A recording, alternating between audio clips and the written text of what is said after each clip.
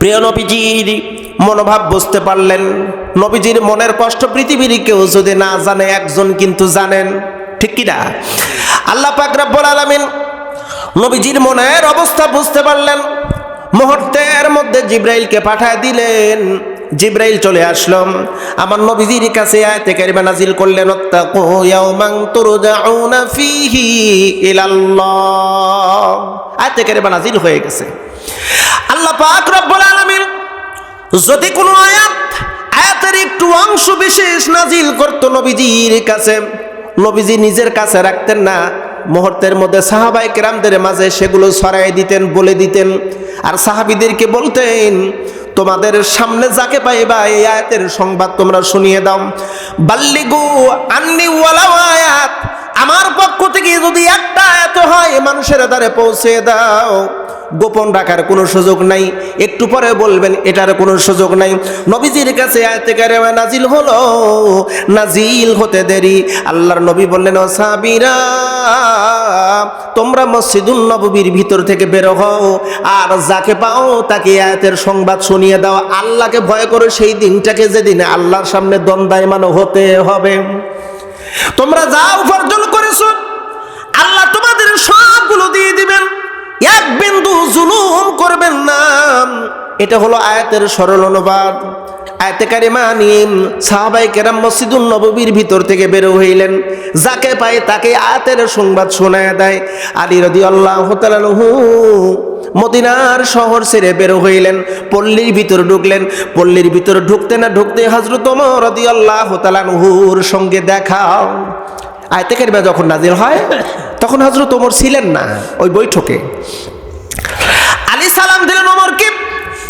সালাম দেওয়ার পরে বললেন, ওগো ওমর, আল্লাহ পাক রব্বুল আলামিন একটা আয়াতে কারিমা নাজিল করেছে প্রিয় নবীজির কাছে, আয়াতের সংবাদ শুনুন। ওমর বললেন, আলী রে, আমার সময় বেশি নাই, জলদি করে আয়াতের সংবাদ তুমি আমাকে শোনায় দাও, আমার জরুরি কাজ আছে, জলদি করে বলো। আলী এবার তেলাওয়াত করলেন, ওয়াত্তাকু ইয়াওমান তুরজাউনা ফীহি ইলাল্লাহ। ভয় করো ওই দিনটাকে যেদিন আল্লাহর সামনে দ্বন্দ্বায়মান করা হবে। এতটুকু বলেছে, একটু মারহাবা কি বলা যাবে? এতটুকু বলেছে, আল্লাহর সামনে দ্বন্দ্বায়মান করা হবে, ওই দিনটাকে ভয় করো। এতটুকু বলতে দেরি, একটু আগে যেই ওমর বলল, আলী রে, আমার হাতে লম্বা সময় নাই, জলদি করে বলো, আমি চলে যাব, আমার জরুরি কাজ আছে। সেই হযরত ওমর রাদিয়াল্লাহু তাআলা আনহু আয়াতের সংবাদ শোনা মাত্রই থরথর করে কাঁপুনি শুরু হয়ে গেছে, ধুলামাটির মধ্যে গড়াগড়ি করে চিৎকার করা শুরু করে দিল। আলী ডাক দিল, ওমর গো, আপনি এমন করে কেন কান্না করেন? আপনার কি হয়েছে? আপনার কি মির্কি ব্যারাম আছে নাকি? আপনি ধুলামাটির মধ্যে গড়াগড়ি করেন আর চিৎকার করেন, কারণ কি? ওমর ডাক দিয়ে বলে, আলী রে, তুমি কোন আয়াতের সংবাদ আমাকে শোনাইছো তুমি কি জানো? আলী বললেন, হ্যাঁ আমি তো জানি, আপনাকে তো পরে শুনাইলাম। ওমর ডাক দিয়ে বলে, আলী রে, এ প্রিয় বন্ধু, বিলকুশাবাড়ির যুবক ভাইয়েরা, বাবাজিরা, কথাটা একটু গভীরভাবে শুনবেন। ওমর ডাক দিয়ে বলে, আলী রে, এই আয়াতের সংবাদ অর্থ হলো ওই দিনে ভয় করো, ওই দিনটাকে ভয় করো যেদিন আল্লাহর সামনে দ্বন্দ্বায়মান করা হবে। তার মানে আমি ওমর আল্লাহর সামনে দ্বন্দ্বায়মান হব। প্রত্যেক ব্যক্তিকে আল্লাহর সামনে দ্বন্দ্বায়মান করা হবে। আমি ওমর যদি রবের সামনে দাঁড়াই, আমার রব যদি ডাক দিল, ওমর রে, পৃথিবীতে কত অন্যায় করেছো, কত নারীর সতীত্ব কেড়ে নিয়েছো, কতজনের মাল অন্যায়ভাবে আত্মসাৎ করেছো, কতজন কি তুমি জুলুম করেছো, কত না অপরাধ করেছো, কত গুনাহ করেছো, জবাব দাও রে ওমর, জবাব দাও। আমি আল্লাহর কাছে সেই দিন জবাব দিতে পারবো না। আল্লাহু আকবার। এ বন্ধু, ওই দিন কি শুধু ওমর আল্লাহর সামনে দাঁড়াবে, নাকি আমি আপনিও আল্লাহর সামনে দাঁড়াইব? শুধু ওমর দাঁড়াবে? জি না, সবাই দাঁড়াবো। একজন ব্যক্তি আল্লাহর ওই চোখের দৃষ্টির আড়ালে হতে পারবে না। আল্লাহ পাক বলেন, বান্দারে, তোর প্রতিটা ক্ষণ, প্রতিটা মুহূর্ত আমার চোখের দৃষ্টির মধ্যে আমি সীমাবদ্ধ করে রেখে দিয়েছি। ইন্নাল্লাহা লাতীফুল খবীর। আল্লাহ হলেন সূক্ষ্ম দৃষ্টি, খবর করনেওয়ালা। সূক্ষ্ম দৃষ্টি, পৃথিবীর কারুর চোখ যেখানে যায় না, পৃথিবীর অনুবীক্ষণ বলেন, দূরবীক্ষণ যন্ত্র বলেন, যত প্রকারের যন্ত্র আছে, যে জায়গায় যায় না নজর, সেই জায়গায় আমার রবের দৃষ্টি যায়। সুবহানাল্লাহ একটু বলবেন না? প্রিয় বন্ধু, আসুন আমরা এই আয়াতের একটু বিষয় নিয়ে আলোচনা করি। এই আয়াতের বিষয় নিয়ে কিছু কথা শুনি। আমাদের সকলকে আখিরাতের ময়দানে আল্লাহর সামনে দণ্ডায়মান হতে হবে, এতে কোনো সন্দেহ নাই, কোনো সন্দেহ নাই। আখিরাত আছে, আখিরাত নামক একটা জগৎ আছে। যারা নাস্তিক তারা বিশ্বাস করে না, যারা বেঈমান বিশ্বাস করে না, অন্যান্য ধর্মাবলম্বীরা বিশ্বাস করে না। প্রিয় নবীজি যখন মক্কা নগরীতে দাওয়াত দিচ্ছিলেন, কাফের বেঈমানদেরকে বলতেছিলেন, তোমরা স্বীকৃতি দাও, কুলু লা ইলাহা ইল্লাল্লাহ, আল্লাহর এই কালেমার স্বীকৃতি দিয়ে দাও। ওরা বলল দেব না। হুজুর বললেন না দিলে কিন্তু বিপদ আছে, আখিরাতের ময়দানে আল্লাহ চুলছেরা হিসাব নেবে।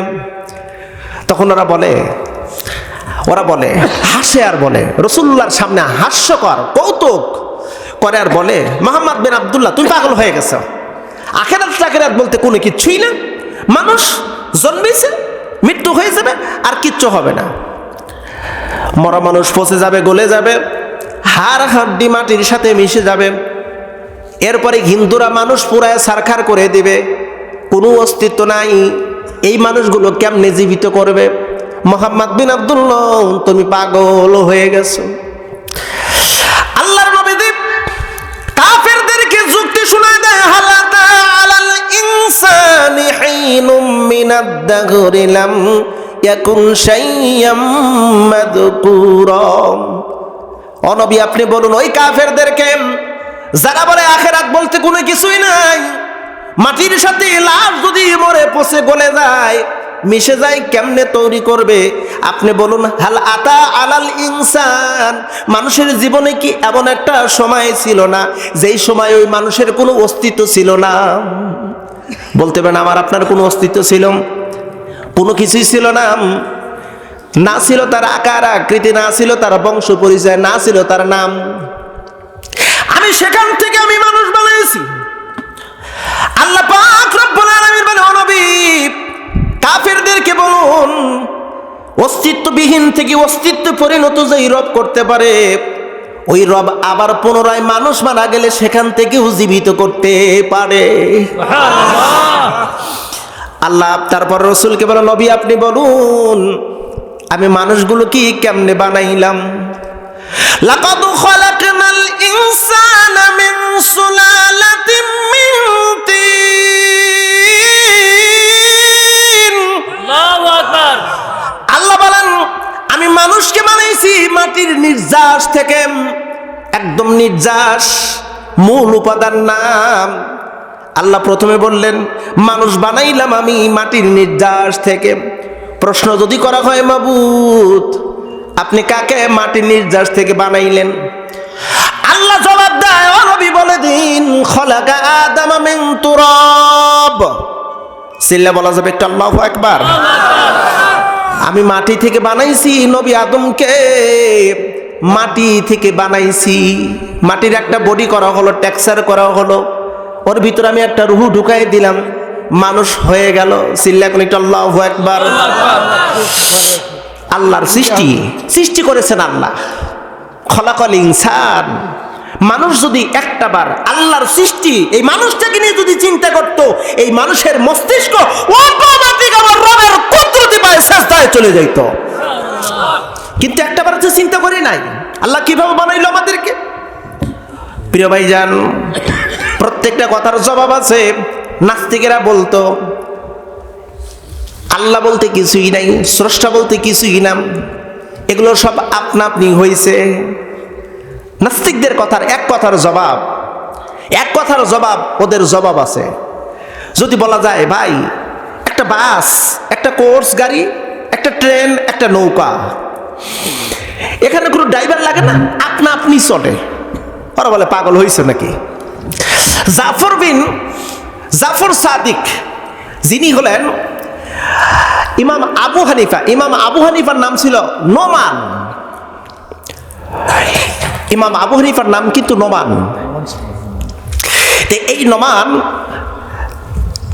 তার পরবাব বোঝেন, অর্থাৎ তার যে আব্বা ছিল, তার আব্বা মারা যান। মারা যাওয়ার পরে ইমাম আবু হানিফাকে কোলে করে নিয়ে এই জাফর সাদিক তদানীন্তনকালের সেই সময়কার সর্বশ্রেষ্ঠ একজন মুহাদ্দিস ফকি ছিলেন, মুফাসসির ছিলেন জাফর সাদিক, আলেম কুলের শিরোমণি ছিলেন। তার সঙ্গে ইমাম আবু হানিফার মা বিবাহ বসেন, আবদ্ধ হন। এই জাফর সাদিক সেই সময় তৎকালীন সময় নাস্তিকদের ব্যাপক আনাগোনা ছিল। নাস্তিকরা চেয়েছিল জমিনে ইসলাম নামক কোনো ধর্ম থাকবে না, ইসলামকে উৎখাত করে দেবো, এটা ছিল নাস্তিকদের পরিকল্পনা। যার কারণে তারা বিভিন্ন প্রকারের যুক্তি উপস্থাপন করত আর সাধারণ মুসলমানদের সঙ্গে তর্ক করত। তর্কে সাধারণ মুসলমান পারত না, বলতো তোমাদের ধর্ম মিথ্যা মিথ্যা মিথ্যা। আমার দেশেও কিন্তু কিছু সংখ্যক নাস্তিক ইতিপূর্বেও ছিল, এখনো কিছু নাস্তিক বর্তমান আমার দেশে দেখা যায়, আছে না নাই? এখনো অসংখ্য নাস্তিক আছে যারা ধর্মকর্ম কিচ্ছু বিশ্বাস করে না, ইসলাম নামক ধর্ম তাদের নাকি গায়ে জ্বালা পোড়া করে, এমন নাস্তিক বাংলার জমিনে অসংখ্য আছে।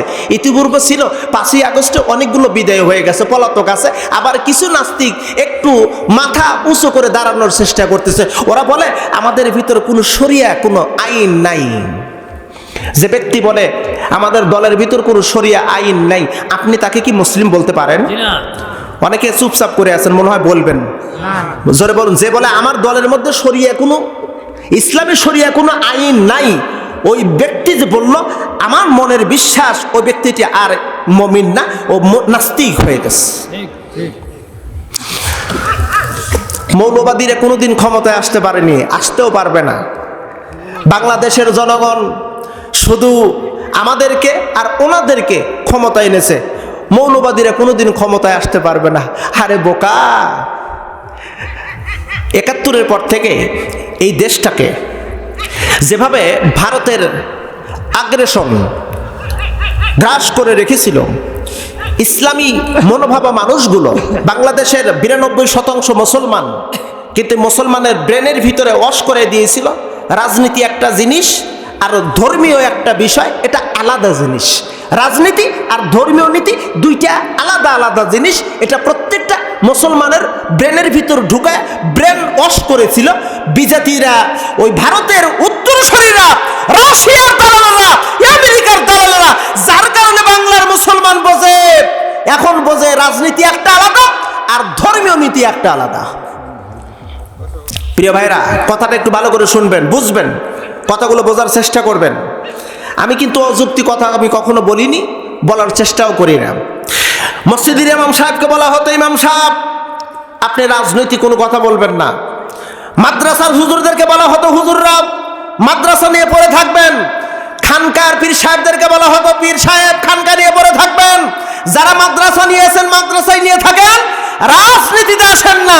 ওদের আসল টার্গেট ছিল একটাই, হুজুররা যদি রাজনীতিতে আসে, মাদ্রাসার হুজুররা যদি রাজনীতি করে, মসজিদের ইমামরা যদি রাজনীতি করে, তাহলে আমাদের দুর্নীতি করে খাওয়ার আর কোনো সুযোগ থাকবে না।